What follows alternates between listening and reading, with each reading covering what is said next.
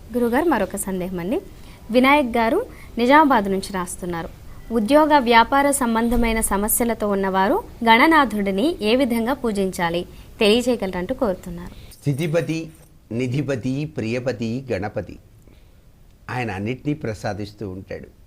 అందుకే మనం నిత్యం ఏ పని మీద బయలుదేరినప్పటికీ కూడా విఘ్నేశ్వర అవిఘ్నమస్తు అంటూ బయలుదేరతాం.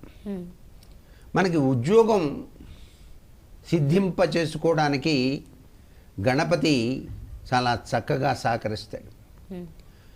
ఎవరైతే ఉద్యోగానికి దరఖాస్తుని తొలిసారిగా పెడుతూ ఉన్నారో వాళ్ళు గణపతి దగ్గర ఆ దరఖాస్తుని ఉంచి గుంజళ్ళు తీయాలి.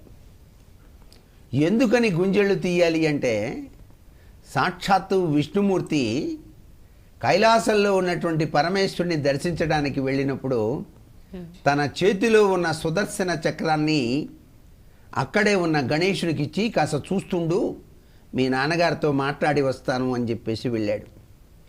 గణపతి ఆ సుదర్శన చక్రాన్ని బాగుంది అని చెప్పేసి నోట్లో పెట్టుకొని అట్లా ఆహా భలేగుందే అంటున్నాడు.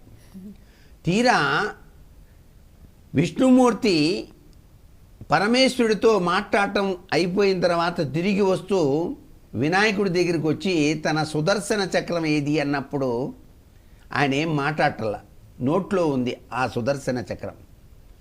నోట్లో ఉన్న చక్రాన్ని బయటికి తీయాలంటే ఏం చేయాలి అని చెప్పేసి ఆలోచన చేసి విష్ణుమూర్తి గుంజళ్ళు తీశాడట. ఆ గుంజళ్ళు తీస్తుంటే వినాయకుడికి నవ్వు వచ్చి అని పక్కపక్క నవ్వాడు. ఆ నవ్వుకి సుదర్శన చక్రం కాస్త బయటపడ్డది. వెంటనే విష్ణుమూర్తి తన సుదర్శన చక్రాన్ని తీసుకొని అమ్మయ్య అని చెప్పేసి వెళ్ళిపోయాడు.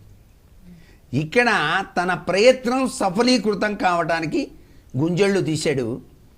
మానవ జీవితంలో కూడా మనం ఉద్యోగ వ్యాపార ప్రయత్నాల్లో దిగ్విజయాన్ని సాధించడానికి వినాయకుని ఎదుట గుంజళ్ళు తీసి మొట్టికాయలు మొట్టుకొని స్వామి నీ దివ్యమైన అనుగ్రహ కటాక్ష వీక్షణాన్ని ప్రసరింపజేయవలసింది అని చెప్పేసి ప్రార్థన చేసి తరించాలి. ఇది ఉద్యోగ వ్యాపార అభివృద్ధికి సహకరించేటువంటి విశిష్ట ప్రక్రియ మనకు గణేష పురాణంలో కూడా తెలియజేసినటువంటి వైనం.